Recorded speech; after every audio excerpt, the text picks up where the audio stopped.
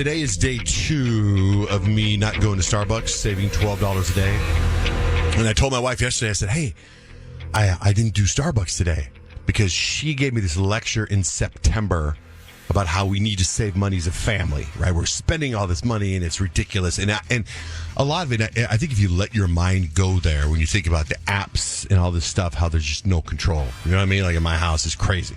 So she's like, we need to save money. So I'm going to try to do my part, right? So I thought I'd start drinking the coffee here at the radio station. And so yesterday I told her, I go, hey, I'm not, I didn't do Starbucks today. She's like, why? Just go to Starbucks. and I'm like, well, you said save money. You want to save money. And she's like, well, don't go buy $600 worth of clothes. And I'm like, hold on a second. I go, I bought some jeans a few weeks ago because I've lost so much weight that my clothes don't fit. I said, other than that, I don't think I've bought new clothes in a long time with the occasional Tom Brady hoodie that comes out. But I haven't gone and bought a bunch of stuff. Occasional Mark Wahlberg municipal collection. Or the occasional entire Yellowstone outfitter. No, those were given to me. Those were given to me by the person who designed the clothes. And by the way, all the clothes I just talked about can be found at my sister's closet now. Or the occasional Justin Bieber pair of shorts. But then let me tell you what happened. So then I'm like, going. Remember I told you I went to church on Sunday, and there was this preacher there, and he was wearing Balenciaga. He was wearing Balenciaga shoes, and he was wearing a Balenciaga jacket. Right? He didn't bring up the Balenciaga, but the guy made such an impact on me that I went on YouTube and was looking at his sermons. And I found this sermon I was watching, and in the very beginning of the sermon, he comes out and he says something so powerful, and I thought it had something to do with, I wanted to show it to Blake, my wife, to kind of go, what do you mean don't go buy clothes?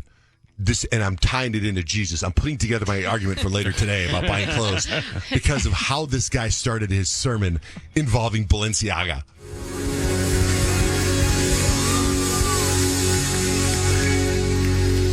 It's funny, I was arguing with somebody recently, and they said, it's dumb to buy, designer clothing, because the shirt only costs $2. But just because the word Balenciaga is on it, they can sell it for $200. And I remember saying, well, you really think that's stupid? And they're like, yeah, it's dumb. And I said, okay, so what you're saying to me is that the cotton is worth more than the name? I said, so what? You think people are out here buying cotton, boo-boo? A $2 t-shirt becomes valuable when you put a name on it because nobody's buying the material. Everybody is buying the name.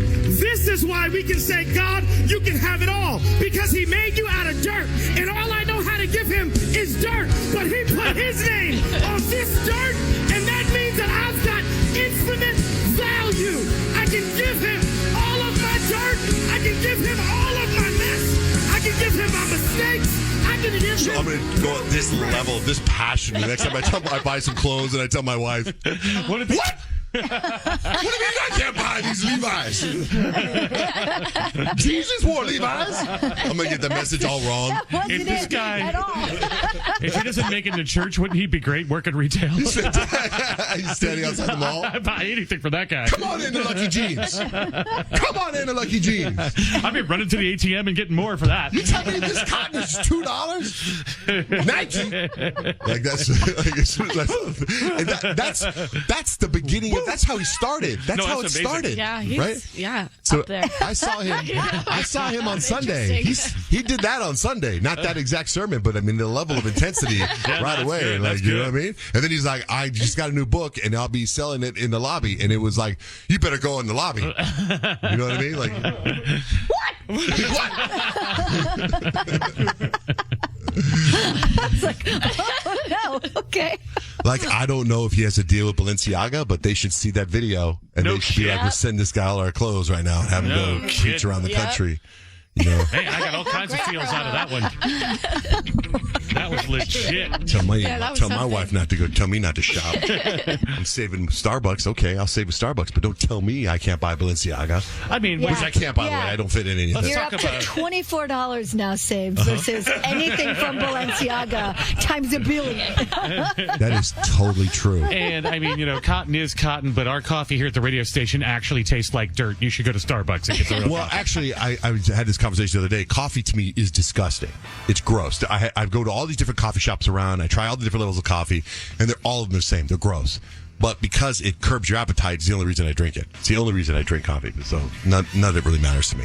I got to tell you, on the iPhone, and I'm not sure if the Android does this, and I'm sure it does, Kyle. Is there a weather app that you Yeah. have? So the iPhone comes with this app, and yesterday I was driving my son. My wife and I were taking our son to physical therapy, because he hurt his leg, and the sky is beautiful blue sky. We're driving on the freeway, and she goes, "Oh, got an alert here. It says dust storm coming. If the dust storm comes, pull over. Don't drive in the dust storm if you can't see." I'm like, "Dust storm? What dust storm?" Wham! Dust storm. Like in seconds, Out of the nowhere. dust storm hit as soon as she read it, and I was like, "Holy crap! That app. Who's the person that runs the app?" We were all doubters yesterday when that Yeah, it it was like, it what was the sunny hell? and blue Came and out of nowhere. chaos. But who's the person that runs that app? Do you mean is it a I person? think the alert that comes is like the National Weather Service. Who? But is that a person, a guy or a girl that's think it's outside on a roof? I think Gotta it's a be like- meter or something like A that. what? Like a meter?